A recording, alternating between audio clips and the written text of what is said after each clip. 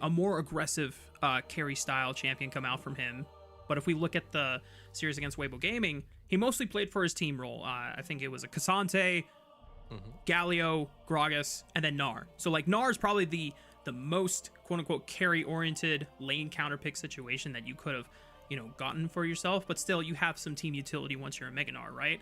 I want to see if Wonjiang is busting out something like the Mbessa or the Fiora, something that, when given a lot of resources can actually completely warp a game state. Yeah, I absolutely agree with you. Now, as we get into picks here, Cassante first pick from JDG, it makes me kind of think that they're likely going to lean into some kind of lane swap, or at the very least they're happy and prepped to, I beg your pardon, respond to one. Ultra Prime, 2 power picks, immediately traded, right? Rumble, we've seen this one, first pick. JDG might have even been considering it themselves. Varus as well, left open in the first game, something we don't often see. I feel like it's often banned for the first, game or two, and then it ends up being let through to trade up with that Ashe, but not going to be the case. And now JDG going for early aggression, non-committal engage with that Leona. I expect an ADC match as well here. Just because that Varus has already been locked in, you don't want to have your AD pool get pinched too heavily. And I imagine FaZe, in this kind of situation, you don't necessarily see the engage tools fully up front from Ultra Prime. Something a little bit more safe, like the Ezreal, would make a lot of sense. But Shun is going to pull out the Nidalee early doors, and it's going to make Ultra Prime think here, do we want Junhao's jungler, or do we want to pick up this support for RosieLove? One of these two roles is going to get pinched here on the side of Ultra Prime. Jamada, it's Christmas morning all over again. I get to see Shun's Nidalee. For those that don't know, I am a Nidalee enthusiast. Unfortunately, I possess I'm going to be generous here, a 100th of the skill that Shun has on Nidalee, and that's on a good day. So I'm always down to see a masterclass of one of the best Nidalees in the entire world lay it all down on the Rift. And as Ultra Prime clean out their first round of drafts, Rel accompanying the Varus in the bot lane, and they're already starting to target some of FaZe's options here in that marksman department with the Ezreal being taken off the board. Yeah, I'm not surprised. Imagine another safety ban as well. Something like a Xayah would actually kind of make a fair bit of sense. Just in terms of, I have Real Rumble, we don't want you to have any self-peeling tools available. We'll see though, because with something like a Leona, you can really go a lot of other aggressive options, things like MF as well. There you go. Can definitely match the laning prowess of something like a Varus. So I like that Ultra Prime kind of a little bit more happy to take away perhaps a bit more lane power out of FaZe's pool. As Nocturne was the first one. I'm wondering if something like a Sejuani is what comes up next, right? You've got the Rela ready for that kind of pull in. You need another long-range fighting ultimate to be picked up, even though of course Nidalee 1-to-1 has an excellent matchup into that Sejuani. You build up so much jungle tempo over her 1-to-1. It's something where, again, just setting up the team, you don't really want to have to play against. But Wukong also in that same vein, probably skirmishes a little bit better into Nidalee, has that skirmisher team fight. He's kind of the perfect hybrid of a team fighter and a outright skirmisher. So we've seen a lot of priority on him. We'll see where Ultra Prime decide to go if those two junglers band away. Yeah, I think outside of Vi, Wukong has probably become the premier fighter jungler that you can take that just brings so much reliable initiation and utility. The Junhao is probably one of the next best follow-ups that you can get. It's not necessarily great initiation, but you dash in, you can follow up on a pick with, a Varus ultimate or a Rumble slow from the Equalizer, Rel engage, of course. You can always try and guarantee a knockup on one particular target. The question for JDG is, how do they want to draft now into this composition that Ultra Prime have gone? And Ziggs was not the answer I was expecting, but now you have the power of both Siege and Poke with these last two champions in Ziggs and Jace. I like this a lot, and it takes this composition in a completely different direction to what I was kind of expecting here for JDG.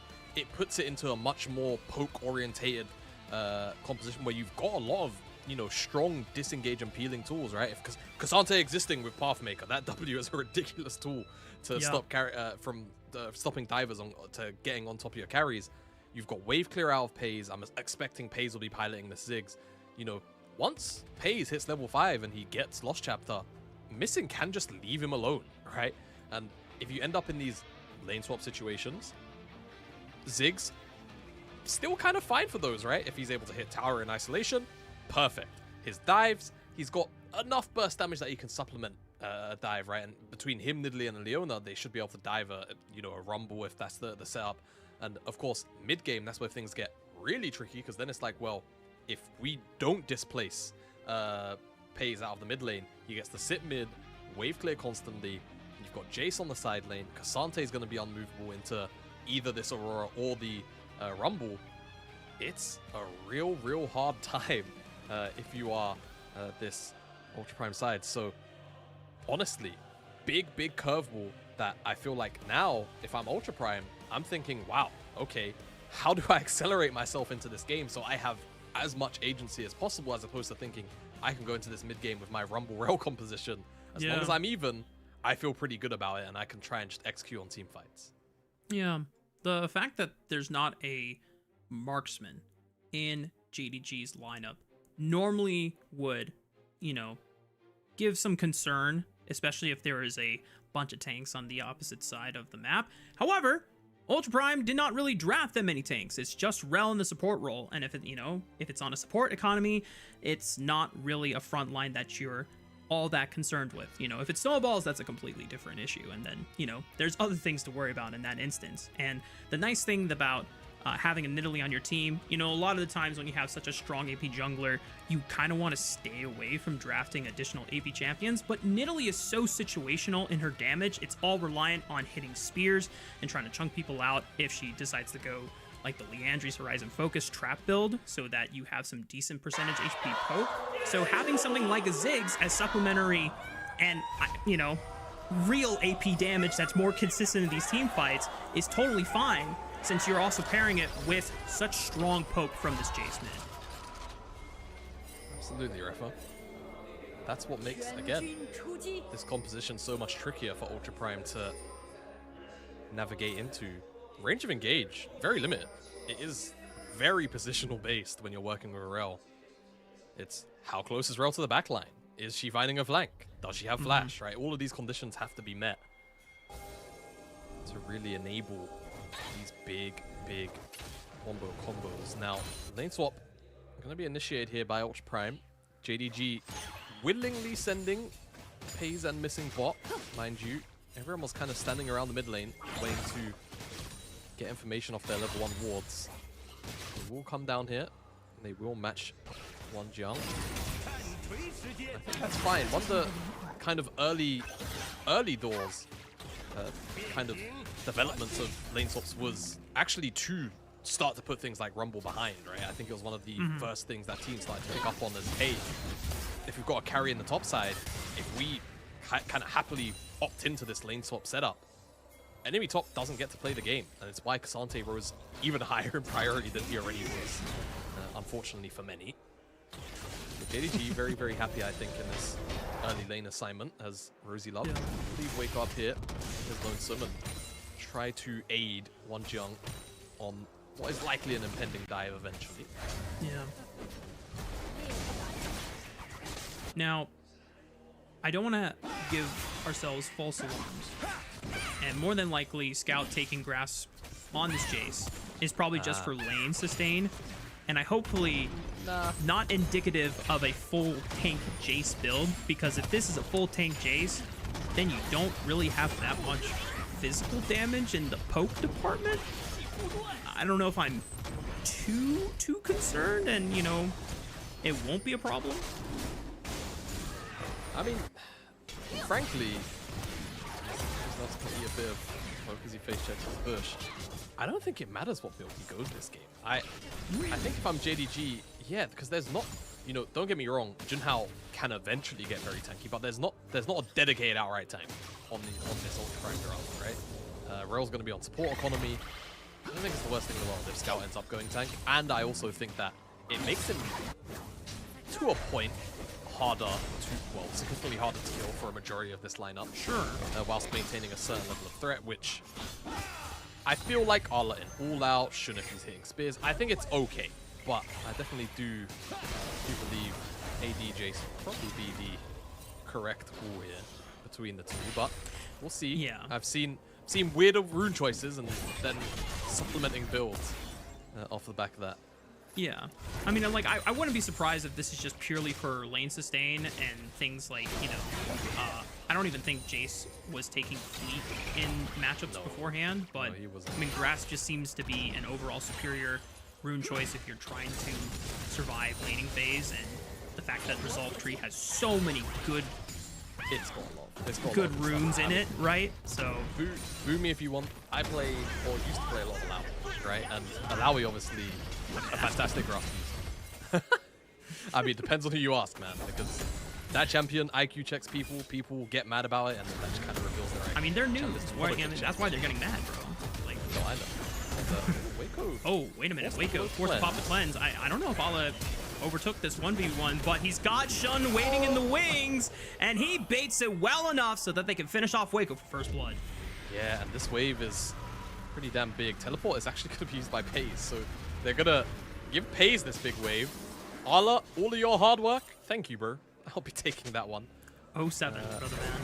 07. I mean, Ala did get the first blood. Scout, nice little sidestep. Dodges out on the stun. He's fine. No problem here. I'll do the damage.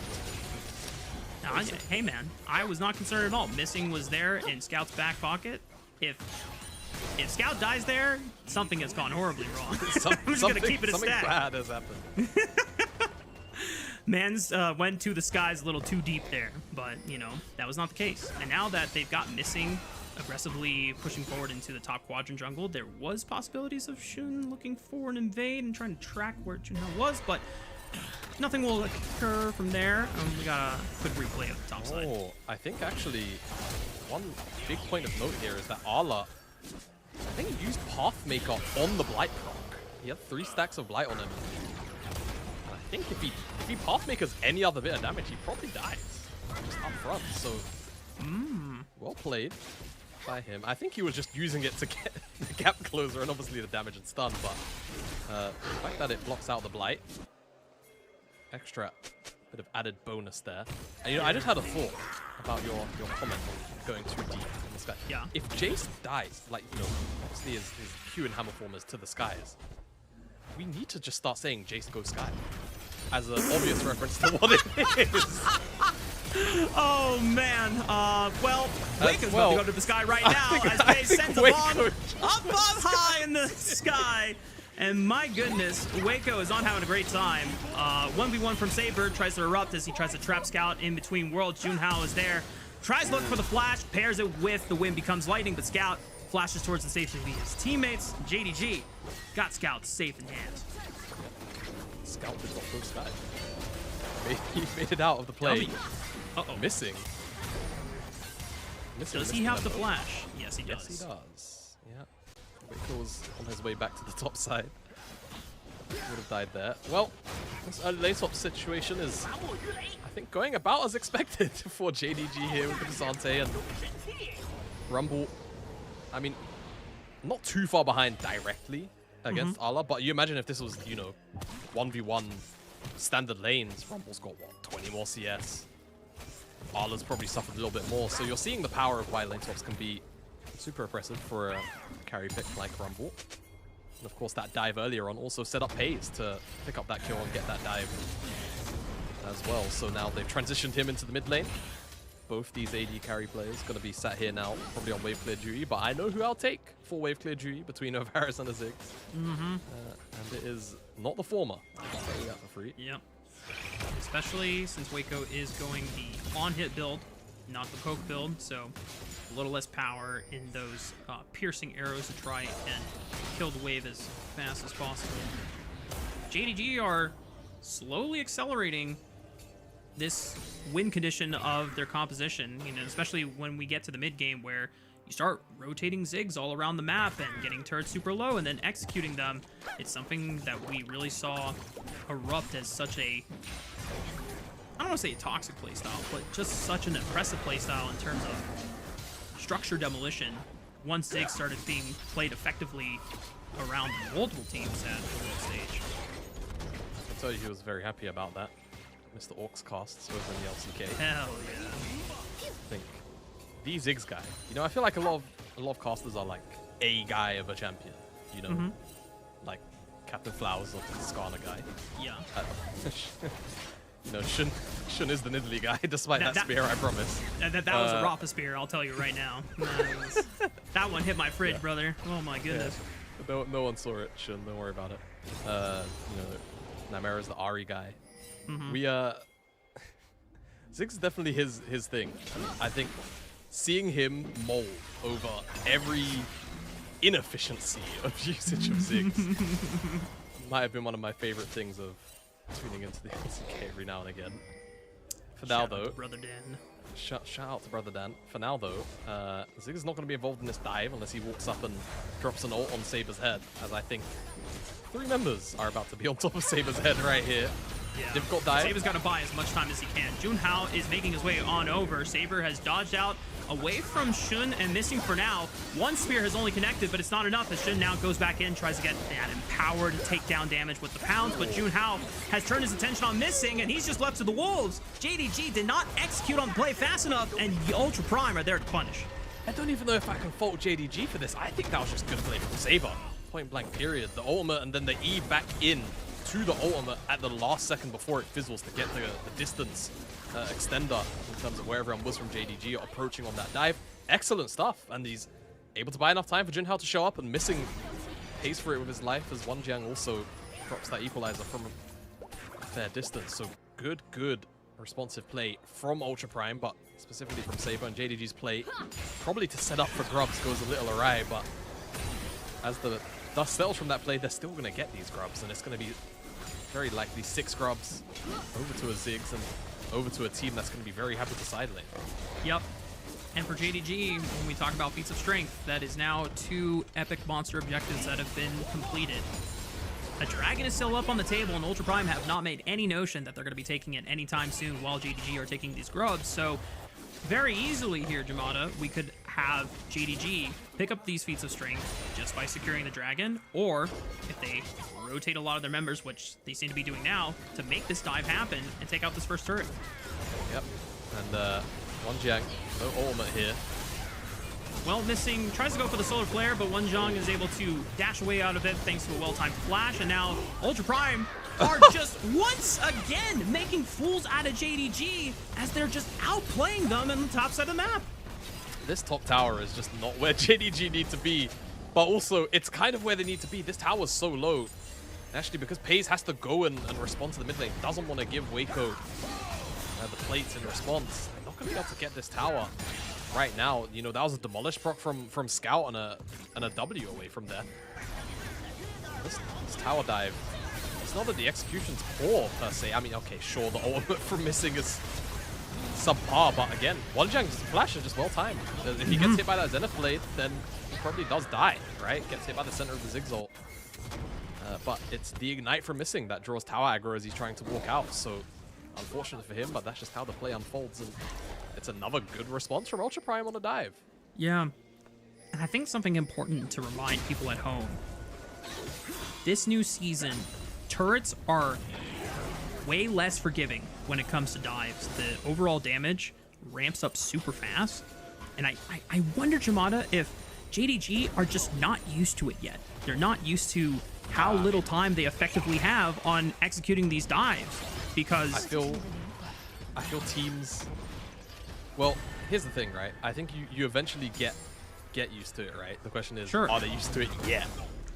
Just because towers have kind of been the. I mean, I think in terms of their damage and their ramp, they've been pretty samey for the last 2-3 years at least. But the spike in this current version is so heavy compared to what you've seen before. As whoa, Allah is taking Wanjiang on a trip all the way across that turret, but can he get in range? Flash forward with the Natofa strikes. One more, that's enough. Allah sends Wanjiang back to the graveyard. That is one hell of a champion. K'Sante Gaming, baby. Yeah, 1v1 Jung. Unfortunately, is 1v1. No flash, and just kind of barely gives Arla the angle for that wall drag, and I'm not even gonna break that down. we might get a replay of it depending on how the observers are feeling. That was a very clean 1v1.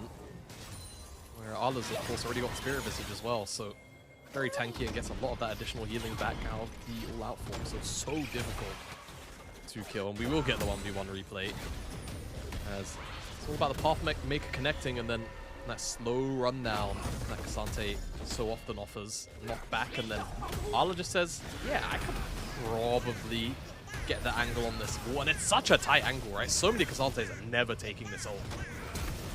Never in a million years, but Ala very happy to do so.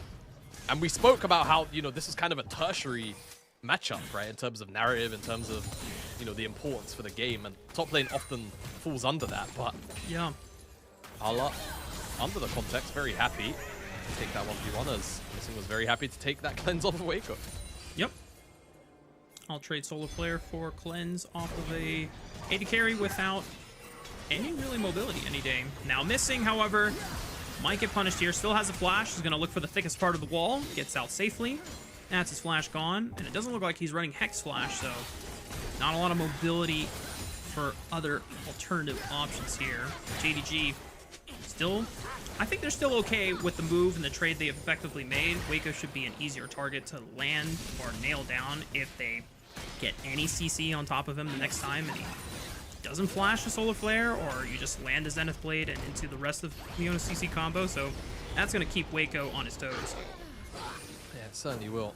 And even though Missing's been misplaced a little too much, he's not misplaced right now, and they're looking for a play onto Saber and RosieLove. Yeah, RosieLove forced to flash. Another Spear connects. Nice shock blast from Scout. Doesn't even matter. This guy rushed the Spirit Visage. He still's got enough damage to pack behind that shock blaster to put down RosieLove into the fountain.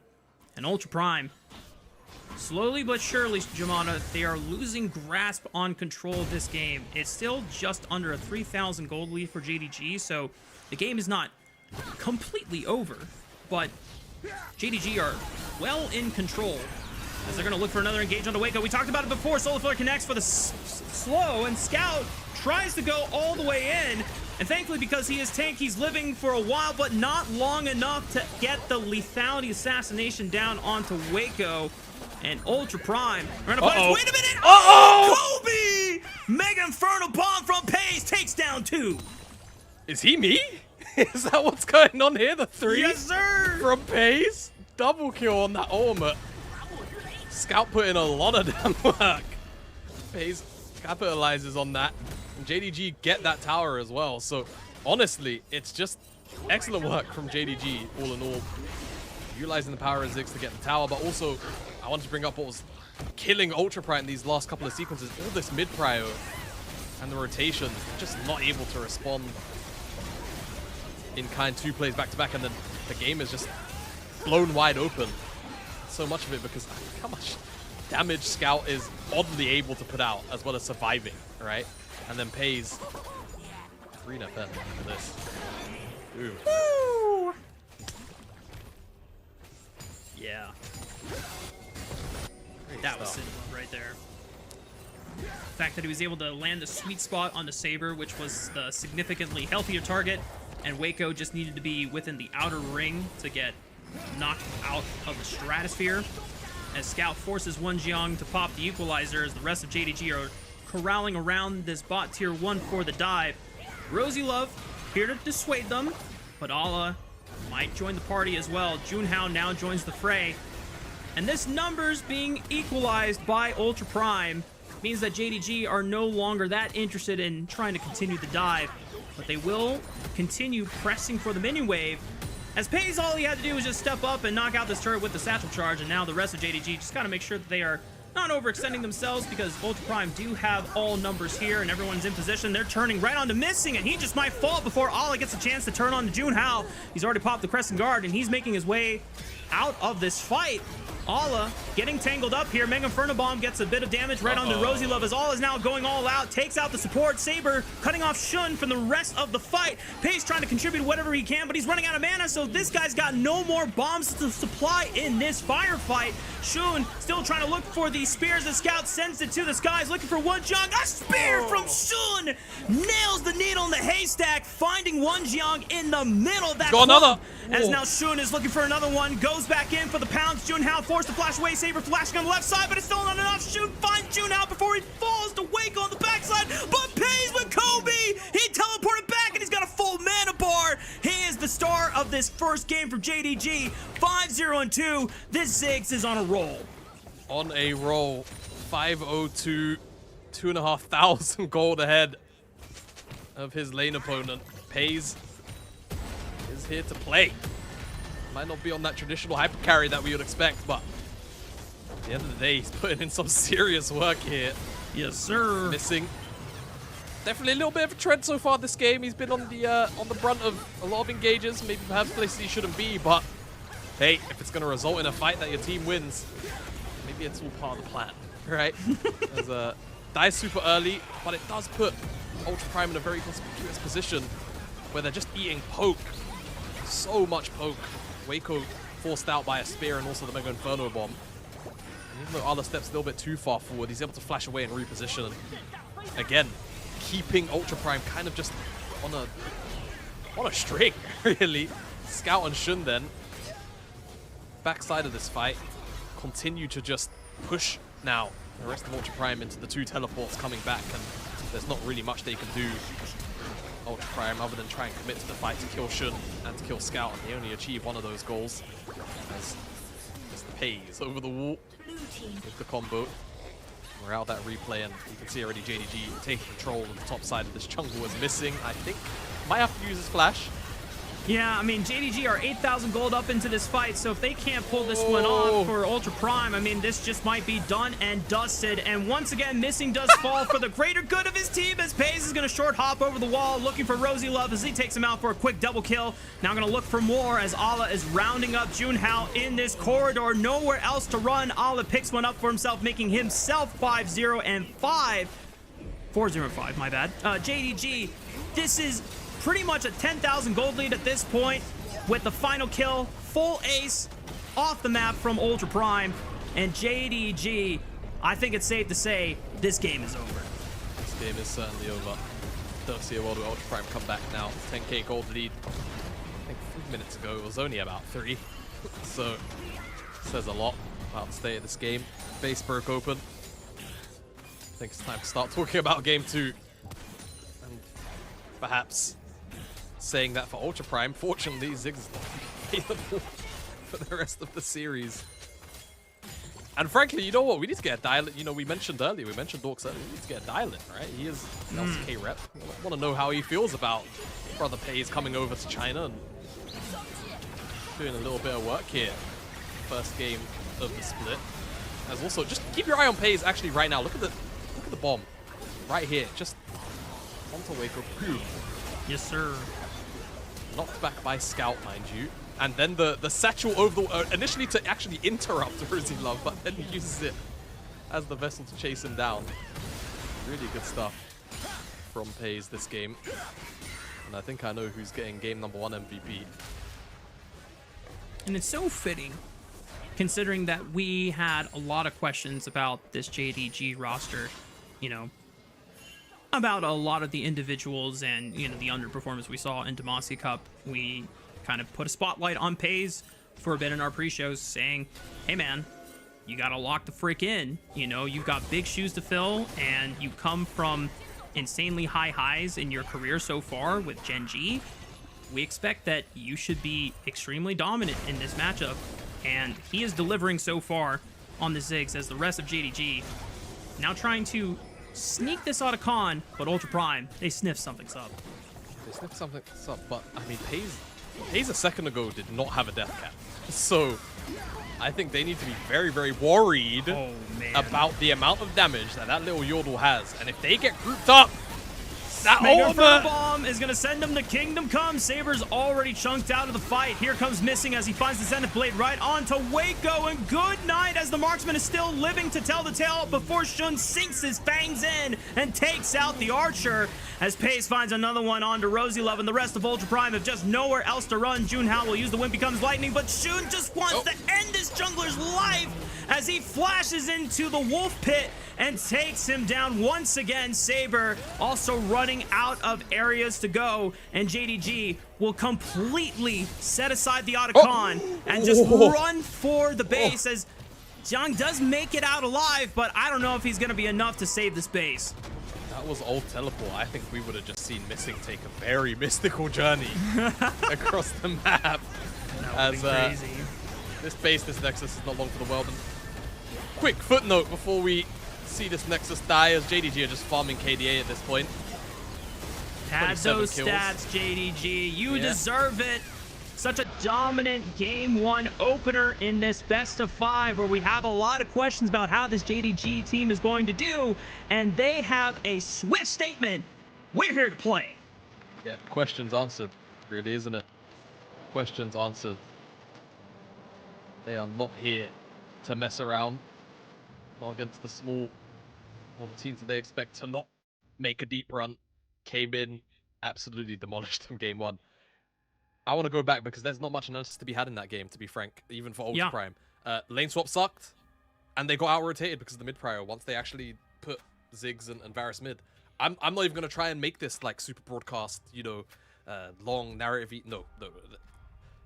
Good lane swap. Ponce Pays was in the mid lane. The rotations were just overbearing for Ultra Prime. Though I will give them credit. Like, look, they defended those first 2 dives fantastically.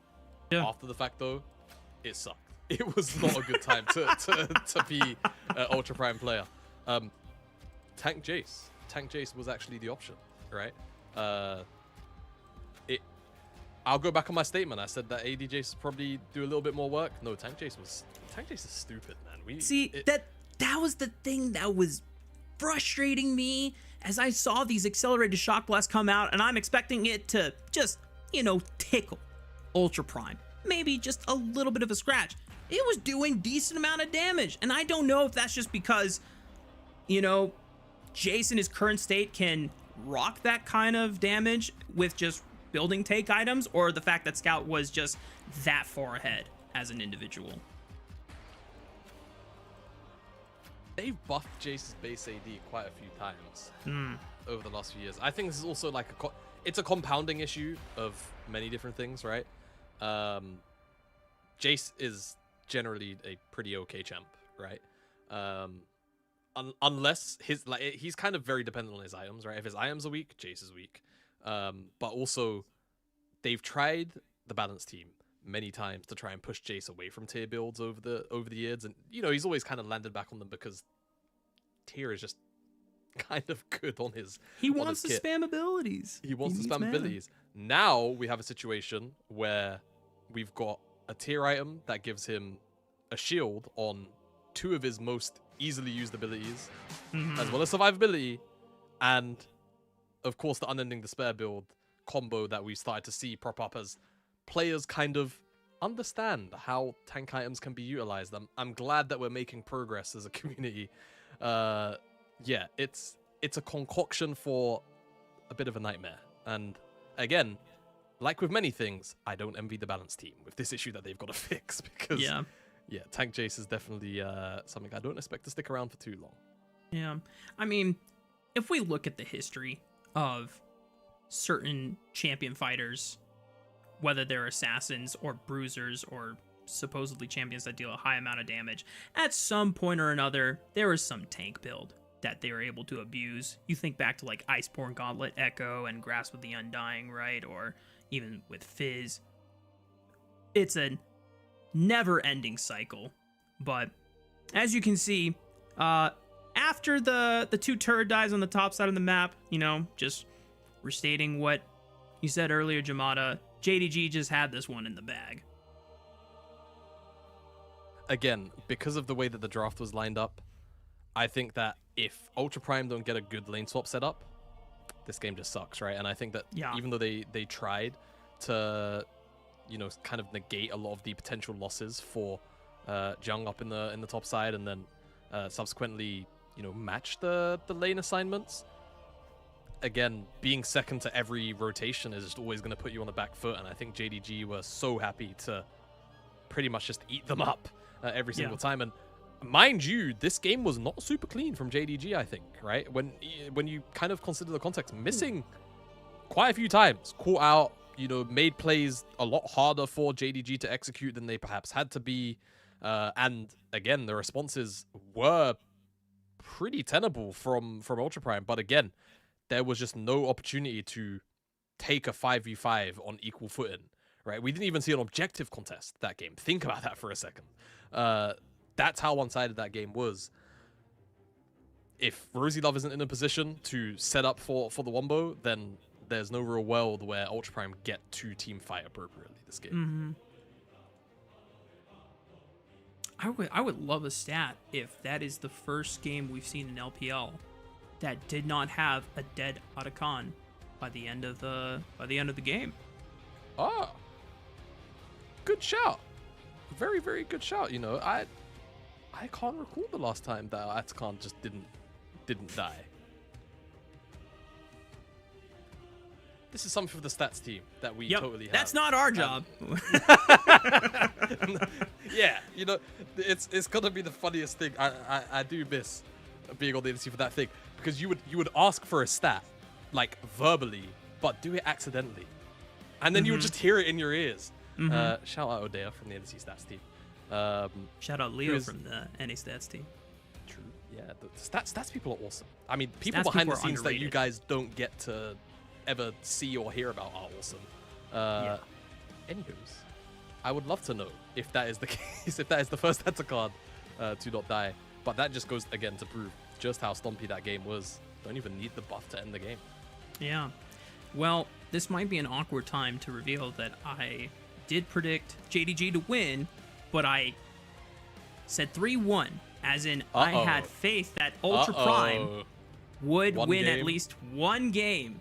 And if every game is like that from JDG, especially the man on your screen with the bomb demolitionist himself, I think we're going to bed early, or I'm going to bed early. You're going to bed early. I'm getting a midday nap, or I'm playing a game of Civilization 5 before the LEC starts. It's one or the other. I think this is how this night is gonna go. Yeah, JDG took no prisoners this game, number one, and I have a sneaking suspicion that if we end up in a lopsided draft again, that it's gonna be a very similar story. As Pays hits that green in that replay there, double. I mean, yeah, just excellent game from Pays. And again, I need a dial-in from Orcs. Orcs, there's no way you're doing anything today.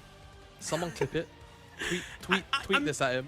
Is the LCK not on? The LCK is not on today. No. Oh, they're it's not on Mondays and Tuesdays. No, then he has no excuse. Yeah, Get he has man. no excuse. Yeah. There's no way he's not tracking his LCK child on his journey. Dan, get on Discord, brother. Send us a message real quick. Yeah, look, we can get you involved.